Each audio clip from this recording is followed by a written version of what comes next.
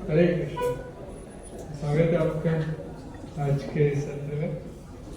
आप अपने जीवन में से कुछ समय निकाल कर आज यहाँ मंदिर आए हैं। श्री श्री राधा श्री जी से, श्री श्री गौरताय जी, श्री श्री सीताराम लक्ष्मण हनुमान जी और श्री प्रभुपाद जी के दर्शन करने आए आप। आप बहुत ही सौभाग्यशाली हैं आप सब। तो इसी प्रकार जीवन में अगर हम कुछ अच्छी अच्छी चीजें हमारे आगे जोड़ते जाते हैं तो धीरे धीरे हम हमारा देखते हैं, हमारा जीवन परिवर्तित होता है, चेंज होने लगता है। ऐसा बोलते हैं कि जैसे अब सब जो स्टूडेंट्स हैं, अगर उनके आगे हम 0 लगाते हैं तो उसकी वैल्यू बढ़ जाती है। 1 0 लगाए तो क्या हो गया, 10 हो गया। एक और 0 लगा दिया, 100 हो गया। उसका अगर उल्टा करें हम, 0 है मेरे पास, उसके आगे 1 लगा दिया तो क्या रहेगा, 1 और 0 लगाते जाए उसके आगे 1 ही रहेगा, कुछ नहीं बदलेगा उसमें।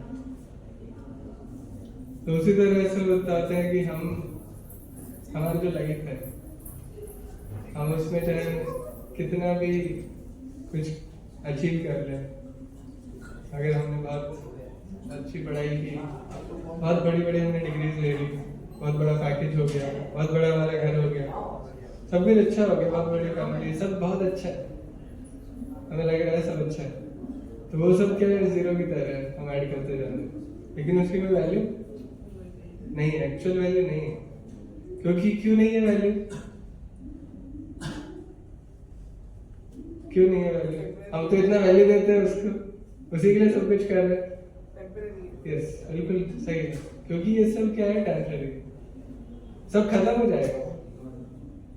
हम क्यों इस पे इतना ज्यादा फोकस करते हैं? क्योंकि हम इस लाइफ से आगे देख ही नहीं पाते हैं, हम सोच ही नहीं पाते ना उससे आगे। हम इतना ही सोचते हैं कि पहली बात तो हम यही नहीं सोचते हैं कि एक दिन ये लाइफ खत्म भी हो जाएगी। क्या हम सोचते हैं कभी ऐसा? जब भी हम इतनी मेहनत करते हैं कुछ भी अचीव करने के लिए, ये सोच के तो कभी नहीं करते कि ये लाइफ खत्म हो जाएगी। अगर ये सोच के करेंगे तो हम शायद सोचेंगे कि इतना मेहनत ही क्यों करें हम। हम कब भूल जाते हैं। ऐसे ही काम होता है ना, रिलीजन में पड़ गए। और तो सच्चाई है कि ये लाइफ टेम्पररी है, ये जीवन क्षण भंग है, यही है सच्चाई, सत्य यही है। लेकिन ये सत्य क्या है, कवर हो चुका है, हम इसको देख नहीं पाते। और ये हमें यही दिखाने के लिए भगवान आते रहते हैं, या उनके रिप्रेजेंटेटिव, उनके प्रतिनिधि को भेजते हैं। जैसे आप देख रहे हैं यहाँ पे श्रील प्रभुपाद, वो उनके प्रतिनिधि है।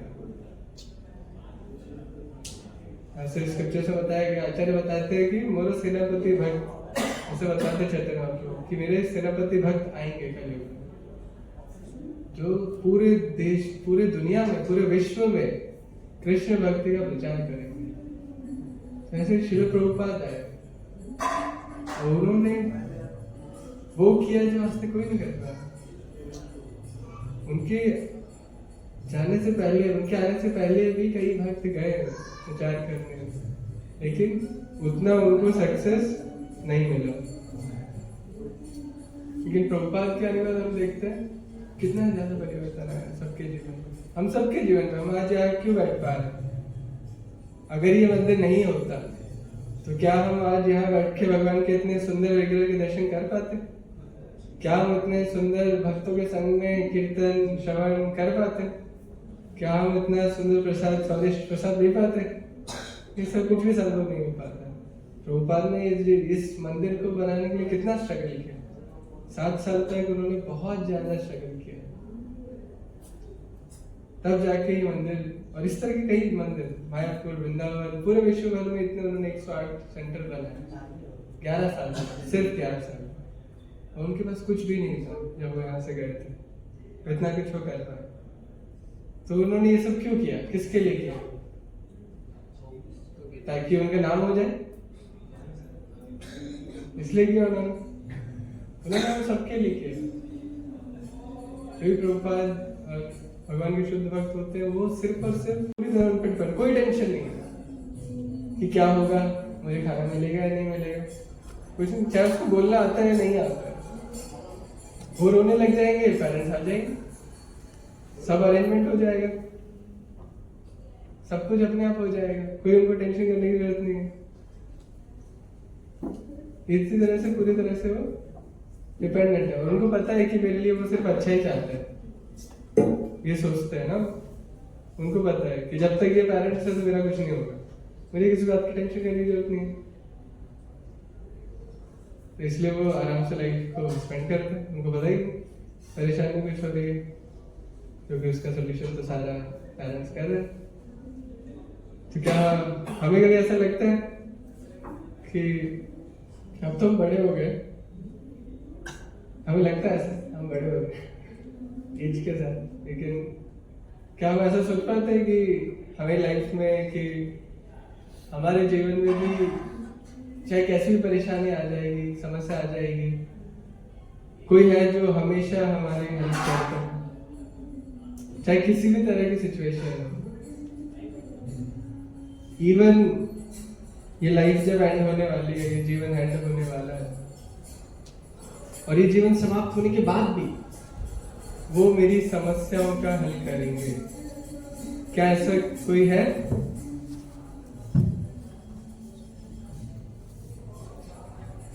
कौन है ऐसा? साक्षात श्री कृष्ण। बिल्कुल सही बात। तो भगवत गीता में भगवान ये बताता है, तो भगवत गीता का जो 5वां अध्याय है उसका लास्ट श्लोक है 29वां श्लोक है, और उसको ये भी बताते हैं कि ये भगवत गीता का पीस फॉर्मूला है। जैसे हमने एग्जांपल लिया था, एक छोटा बच्चा है, वो हमेशा शांति में रहेगा, उसको पता है कि पेरेंट्स हैं, हर तरीके से वो मेरी हेल्प करेंगे, तो किसी प्रकार से उनको चिंता ही नहीं है। उसी प्रकार भगवान बोल रहे हैं कि अगर हमें ये पता लग जाता है, उसमें वो 3 चीजें बताते हैं, वो 3 चीजें अगर हमें पता है तो हम भी शांत हो जाएंगे। तो उसमें से एक चीज जो बताते हैं वही इस टॉपिक से रिलेटेड है, तो वो भगवान खुद बता रहे, वो गारंटी दे रहे हैं। फर्स्ट चीज बताते हैं, भुक्तारम यज्ञ तपसा। जो कुछ भी हम करते हैं ना, उसके भुगता वही हमें देते हैं सब कुछ। हम कुछ भी चाहते हैं, किसी से ही मांगने जाते हैं, अल्टीमेटली हर चीज भगवान से ही मिल रही है। ऐसा कुछ भी नहीं है जो हम डायरेक्टली मिलता है। इवन हम जाते हैं रेमी गॉड्स में, देवी देवते हैं, उनसे मांगने जाते हैं, तो उनको भी सब भगवान ही देते हैं, सब कुछ उनसे ही आ रहा है, वो सिर्फ सैंक्शन करते हैं, वो सिर्फ हमें वाया मीडियम है वो एक्चुअली। और इवन जो हम उनको देते हैं फाइनली जाता है भगवान को ही। कुछ भी हम यज्ञ करेंगे, किसी प्रकार की हम पूजा करते हैं घर पे कहीं पर भी, तो उसमें सबसे पहले भगवान विष्णु को आह्वान किया जाता है, जो भी भोग लगाया जाता है सब उन्हीं को जाता है। तो इसीलिए भगवान जब खुद आए थे स्वयं, तो उन्होंने बोला कि नंद बाबा से कि बाबा क्यों हम इंद्र की वर्षा क्यों, इंद्र की पूजा क्यों कर रहे हैं, सब कुछ तो हमें भगवान प्रदान कर रहे हैं, वो तो उनकी ड्यूटी है, इंद्रदेव की ड्यूटी है बारिश करवाना, वर्षा करवाना, ये सब देना। तो फिर भगवान ने क्या गोवर्धन पूजा चालू कर दी। हम इससे देखते हैं कि भगवान ही एक्चुअली सुप्रीम एंजॉयर है, वही है सुप्रीम परम भोक्ता। और उसका दूसरा बताते भगवान, भोक्तारम यज्ञ तपसाम शरण लोको महेश्वरम। मतलब सभी जितना भी कुछ क्रिएशन हुआ है, जो भी सृष्टि हो, सबके वो क्या है, ईश्वर, महा ईश्वर, वो सुप्रीम ईश्वर है, परम ईश्वर वही है, हर चीज के कंट्रोलर वही है, हर चीज उन्हीं से आ रही है। लेकिन हम क्या सोचते हैं कि सब कुछ मेरे लिए, जो कुछ भी मिला है वो मेरे लिए। एक देश सोचता है कि इस देश में जो कुछ भी है, पूरी जमीन है, पूरे रिसोर्सेज, जो भी संसाधन है, सब हमारे हैं। दूसरा देश भी ऐसा ही सोचता है। हमारा परिवार है तो हम सोचते हैं कि हमने घर बनाया, वो घर हमारा है, उसके अंदर सब कुछ मेरा है। पर ऐसे देखा जाए तो गवर्नमेंट भी वो घर, जमीन जो भी है, लैंड, वो हमें सिर्फ 99 ईयर्स के लिए लीज पे देती है। उसके बाद आपको वापस से उनको कुछ पैसा देना होगा ताकि वो लीज एक्सटेंड करेंगे। तो वैसे वो सब कुछ गवर्नमेंट का ही है। वो लैंड जिस पे हम रह रहे हैं, जिसको हम अपना बोलते हैं, वो भी हमारा नहीं है। वैसे हमारे नाम पे सिर्फ एक तरह से हम उसके केयर टेकर है 99 ईयर्स के लिए। तो है तो वो गवर्नमेंट को बिलोंग कर रहे हैं। उसी तरह देखें तो पूरी सृष्टि के हम सिर्फ यहाँ पे रह रहे हैं और उसको यूज कर रहे हैं। बनाया वो सब भगवान का और सब उन्हीं का है, पर हम उसको यूज भी ठीक से नहीं कर पा रहे, क्योंकि हम उसको यूज करते हैं और खराब कर देते हैं। हमें सबने परफेक्ट दिया है, भगवान परफेक्ट है तो उनकी बनाई हुई हर चीज परफेक्ट है।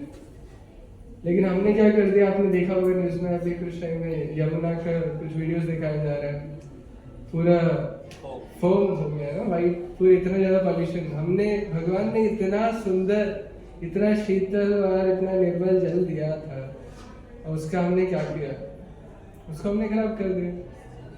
तो पहले जो भगवान ने परफेक्ट चीज दी, हम उसको खराब करते हैं और फिर उसको सही करने के लिए पैसे लगाते हैं, और फिर हम उसको सही नहीं कर पाते क्योंकि हमने उसको इतना खराब कर दिया। क्योंकि हम जो भी कर पाते हैं, हम क्योंकि इम्परफेक्ट हैं। भगवान परफेक्ट है लेकिन हम इम्परफेक्ट है अभी, क्योंकि हम, हमारे ऊपर एक कवरी, हमें बॉडी बन गई, इसकी वजह से हम लिमिट हो गए। जैसे एक समुद्र है, समुद्र की क्या क्वालिटी है, खारा पानी होता है ना। अब पूरा समुद्र खारा है, उसकी एक ड्रॉप उठाएंगे वो भी खारा निकलेगा। उसी प्रकार भगवान जो है वो पूरी तरह परफेक्ट है, और हम उनकी छोटी छोटी चिंगारी है। जैसे एक बड़ी आग जल रही है, तो आग में क्या होता है, एक तो वो हमें हीट देती है, गर्मी प्रदान करती है, दूसरा आकाश में, सॉरी, लाइट, ये दोनों देते हैं। उसकी एक चिंगारी निकल गई तो उसमें भी ये दोनों चीज है।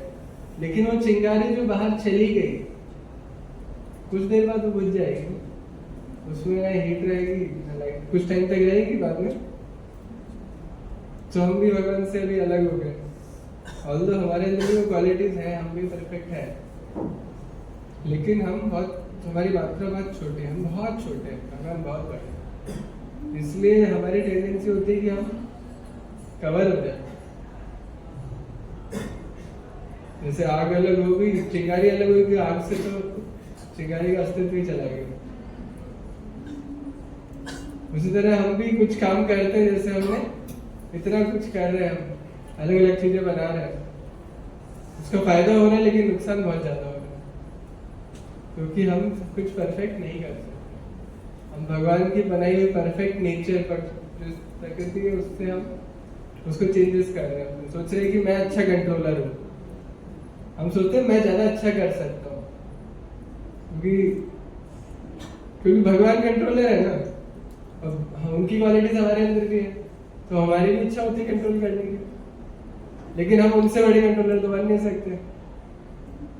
तो हम वो यहाँ दिखाने की कोशिश करते हैं कि मैं भी कंट्रोल कर सकता हूँ, पर हम बार बार हम फेल होते हैं, फिर भी सोचते नहीं अगली बार कर दूंगा, हम होंगे कामयाब एक दिन।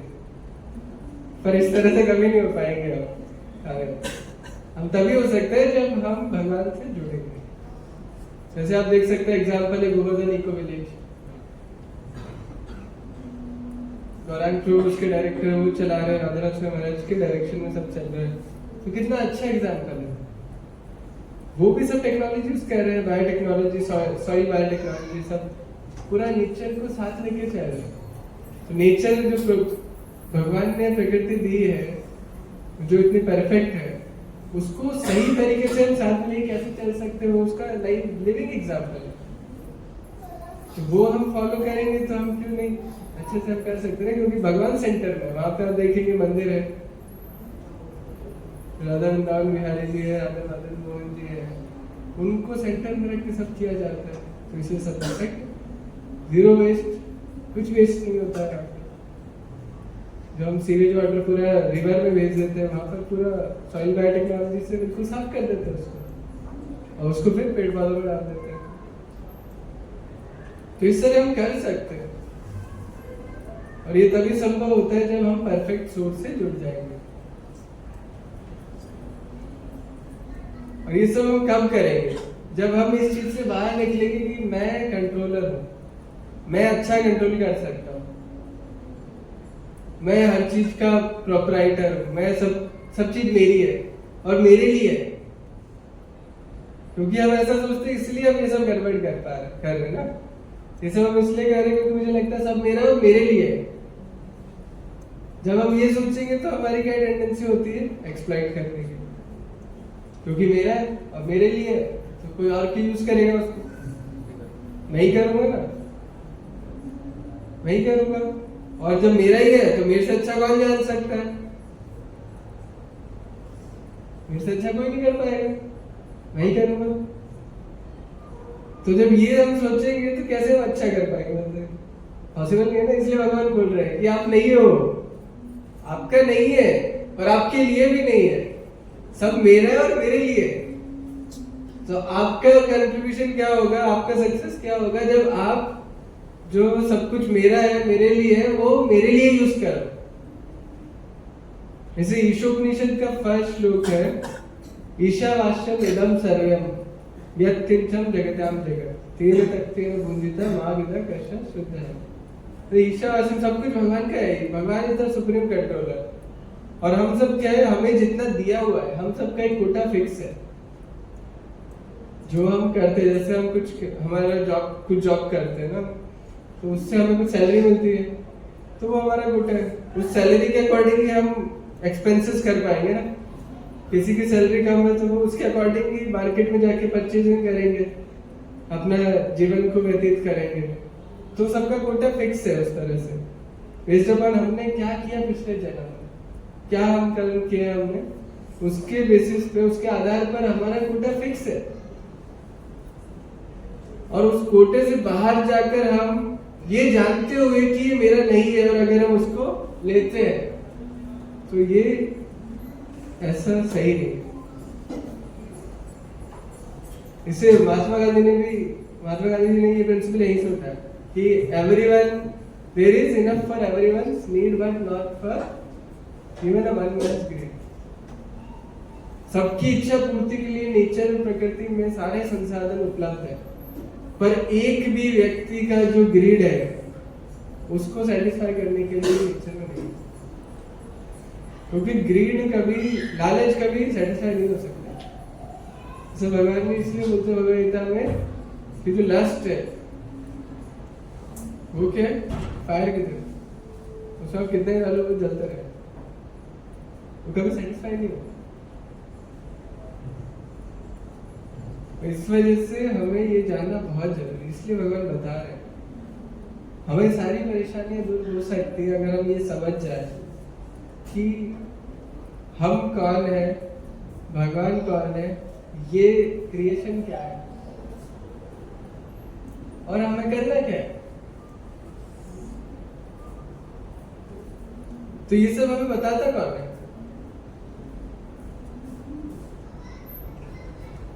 ये चार चीजें आपने सुना कभी?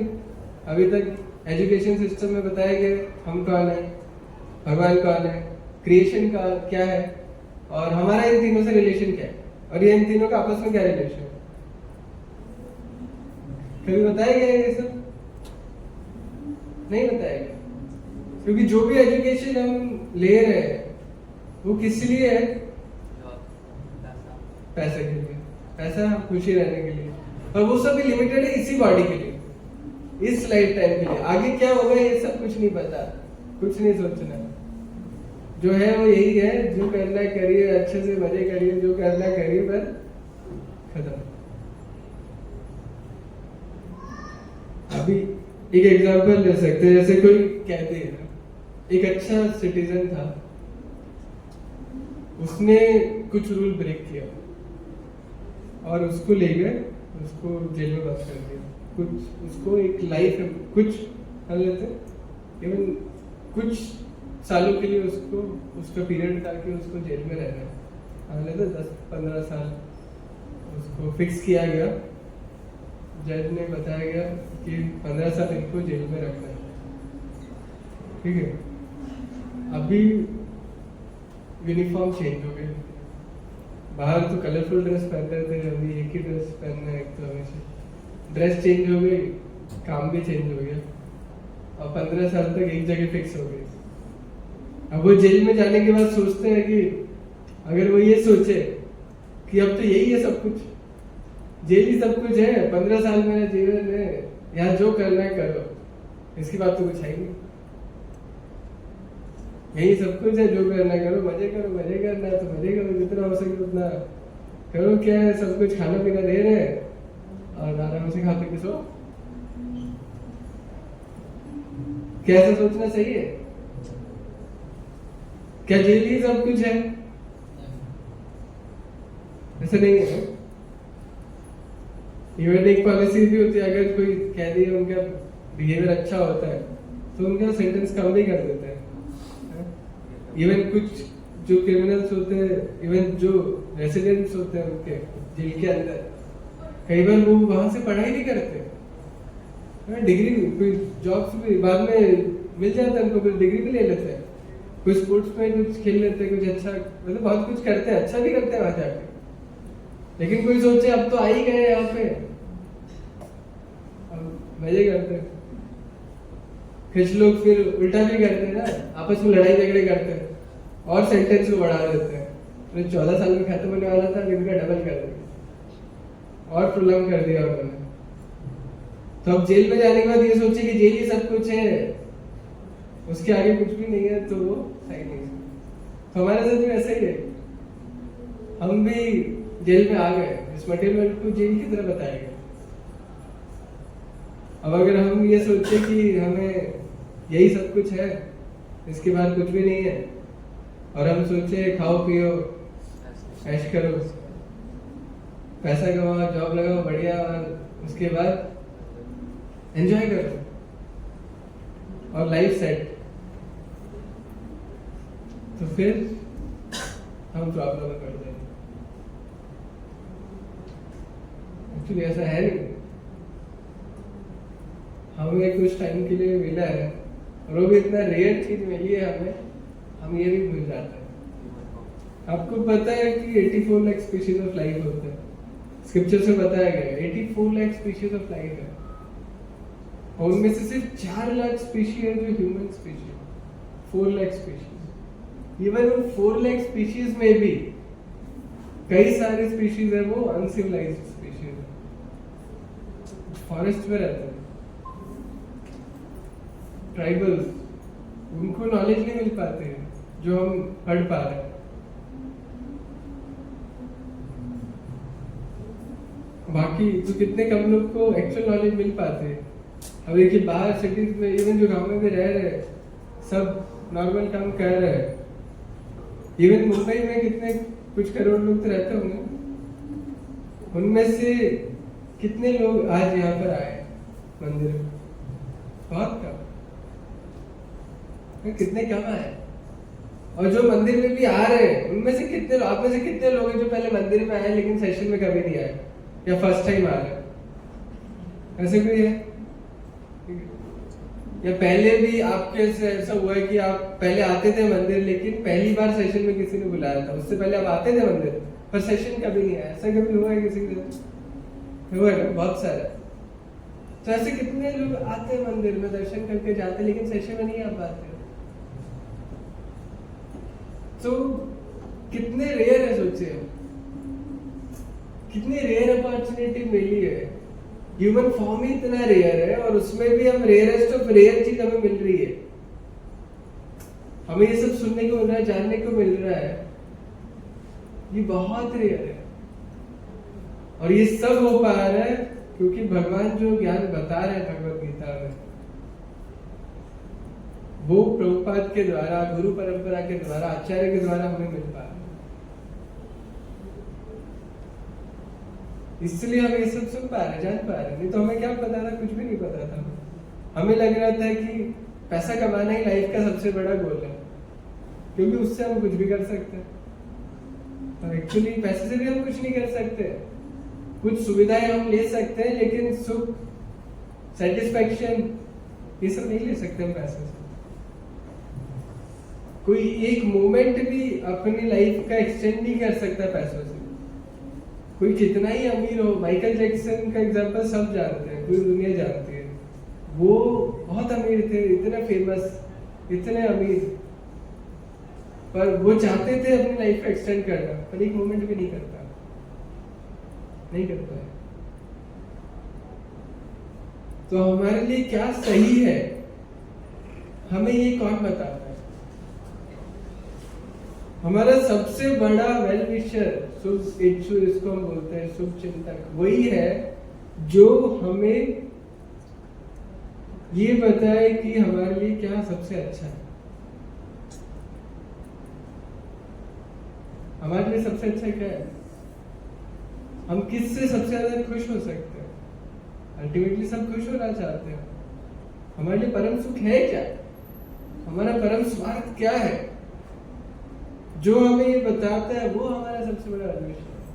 इसलिए भगवान बता रहे कि मैं सबसे बड़ा एंजॉयर हूं और मेरा ही सब कुछ है, सबसे बड़ा प्रोप्राइटर भी मैं ही हूं। फिर अब कोई बोल सकता है कि ये तो बहुत बड़ी बात हो गई, ये तो सबके लिए है, पर आप तो इतने बड़े हो, तो मेरे लिए आप क्या कर रहे हो? मैं तो बहुत छोटा सा इंसान हूं, मेरा भी कुछ करोगे क्या है? तो भगवान बोलते हैं कि मैं सुहृदम सर्वभूतानां, सभी लिविंग एंटिटीज का मैं सुहृद हूं। सुहृद मतलब सु मतलब बहुत अच्छा, अहित मतलब जो हृदय से सबके लिए सिर्फ और सिर्फ अच्छा सोचता है। आज तक कोई ये क्लेम नहीं कर पाया कि मैं किसी एक इंसान का भी सुहृद हुआ। अच्छा, कोई क्लेम कर सकता है ऐसा? कोई बोल सकता है, लेकिन पूछा जाए कि एक्चुअल हित है क्या, तो नहीं पता है। तो इसलिए भगवान क्लेम करते हैं कि सुहृदम सर्वभूतानां, सभी जीवों के वो सुहृद है, शुभेच्छु है। सिर्फ भगवान ही क्लेम कर सकते हैं, और उनके प्योर डिवोटीज, जैसे प्रभुपाद ने किया। जैसे कोई एक एग्जाम्पल और लेते हैं, जैसे कोई स्वतंत्रता सेनानी होते हैं ना, हर देश में कई सारे इंडिपेंडेंस मूवमेंट हुए हैं, तो वो क्या करते हैं, अपने देश के बारे में सोचते हैं ना कि मेरा देश आजाद हो जाए, मेरे देशवासी सुखी हो जाए, आजाद हो जाए। वो किसी और नेशन के बारे में उतना नहीं सोचते हैं। ठीक है, कभी कभी वो हेल्प भी करते हैं, ऐसा नहीं है। कोई दूसरे नेशन, अगर दूसरा देश है वो भी अगर स्वतंत्र होना चाहता है तो उनकी वो सहायता करते हैं, लेकिन वो फोकस ज्यादा रहता है कि मेरा ही देश है वो स्वतंत्र हो जाए, ऐसा ही सोचते हैं ना, सबके बारे में नहीं सोचते हैं। वो एक लिमिटेड सर्कल होता है, और आजादी की भी एक लिमिटेड डेफिनेशन होती है। एक्चुअल फ्रीडम क्या है वो हमें नहीं पता है, लेकिन प्रभुपाद सोच सकते थे मुझे भी आजाद कराना। एक्चुअल आजादी का मतलब तो है कि इस शरीर से आजाद कर देना जीवात्मा को, तो मैं भारतीयों को आजाद कर दूं, बाकी लोगों का क्या पड़ रहा है? प्रभुपाद ऐसा सोच सकते थे ना, वो तो भारत में आए हैं, भारत में प्रकट हुए हैं, तो वो सोच सकते थे मैं तो भारतीयों को आजाद करूंगा, बाकी सब तो ठीक है। लेकिन ऐसा नहीं है, क्योंकि क्योंकि प्रभुपाद क्या है, भगवान भी शुद्ध भक्त है, और जो शुद्ध भक्त है वो ड्रेस नहीं देखते, वो ड्रेस नहीं देखते, वो तो ड्रेस के पीछे जो एक्चुअल चीज है उसको देख रहे हैं ना। अब कैसा हो गया बच्चों की, अगर कोई इंसान है वो ड्रेस चेंज करके आया तो मैं पहचानूंगा नहीं उसको।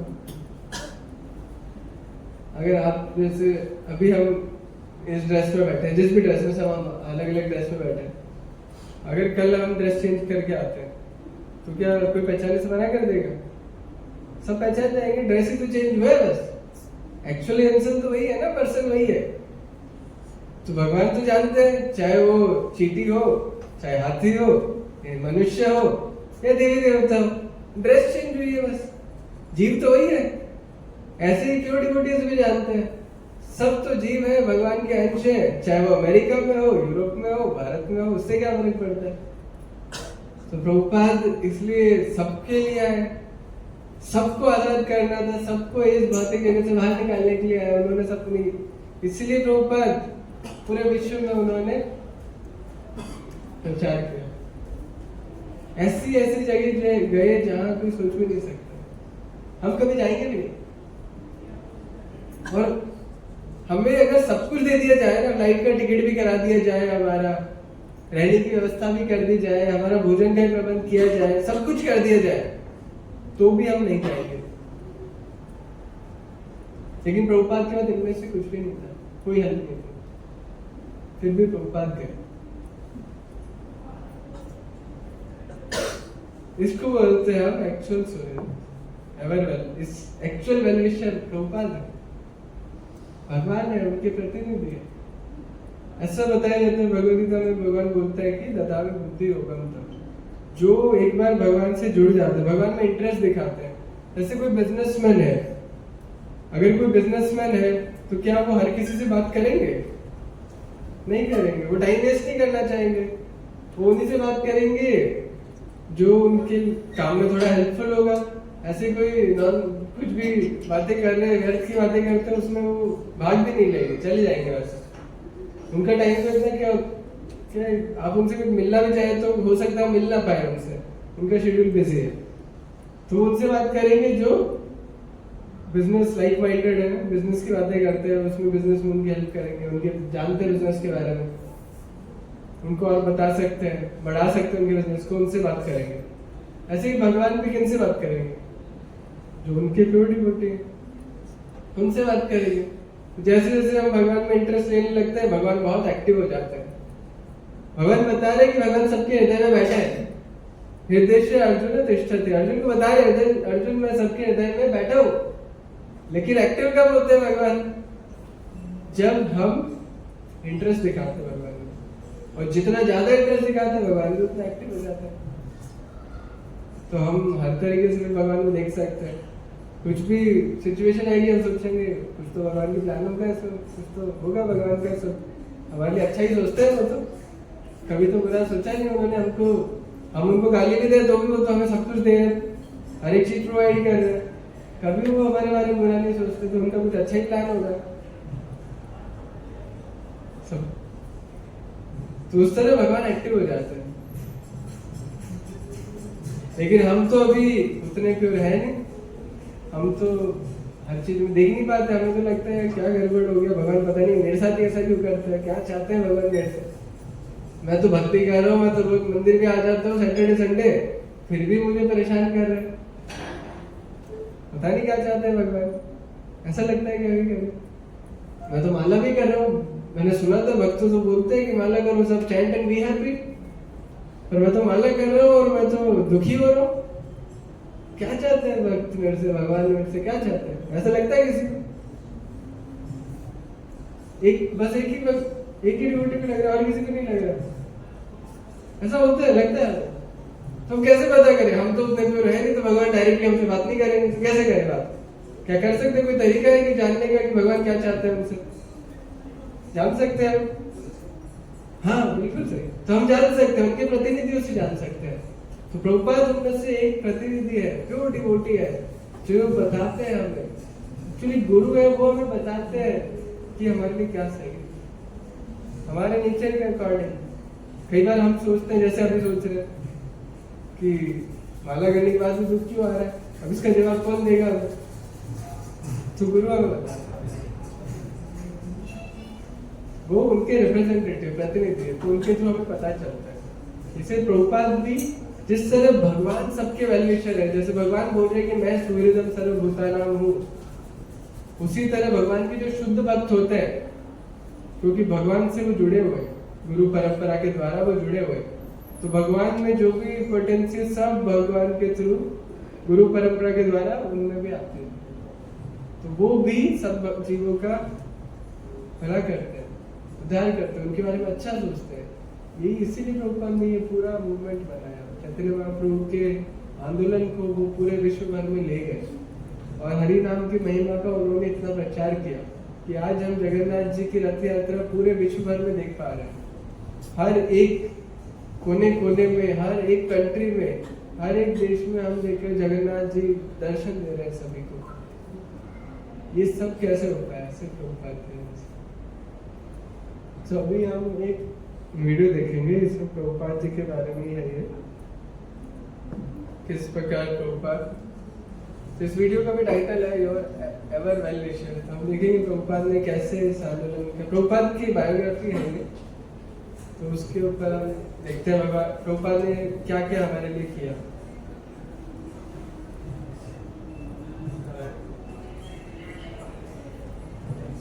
तो आपको समझ आया कि एवर हमारा सबसे बड़ा शुभचिंतक कौन है? कौन है? कृष्ण और उनके प्योर डिवोटीज, उनके डिवोटीज। तो जो भी यहाँ पे भक्त है वो सब आपका अच्छा चाहते हैं, वो सब आपको अच्छा ही बताएंगे। जैसे भगवान बोल रहे हैं कि आप स्टूडेंट है तो ये नहीं बोल रहे आप छोड़ दो सब कुछ। अर्जुन को बोला कि आप युद्ध करो, मुझे याद करो और युद्ध करो, मां मनुष्य मेरे युद्ध च, तो आप अपनी रिस्पॉन्सिबिलिटी अच्छी करो पर मुझे जोड़ के करो सब कुछ। ऐसे ही प्रभुपाद भी हमें सिखाते हैं भक्त कैसे हमें लाइफ को जीना है जीवन में। तो हम